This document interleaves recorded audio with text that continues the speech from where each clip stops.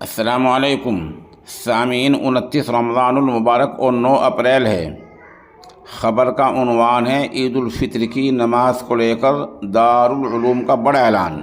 اس کے لیے ہم حافظ اسامہ جان سٹی کے شکر گزار ہیں۔ علیکم ورحمۃ اللہ وبرکاتہ۔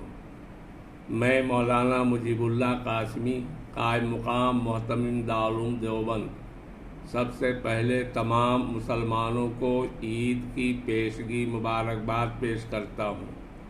ساتھ ہی یہ ضروری اپیل بھی کرتا ہوں کہ عید کی نماز عیدگاہ یا جن مساجد میں بھی ادا کریں وہ عیدگاہ اور ان مساجد کی حدود میں ہی ادا کریں۔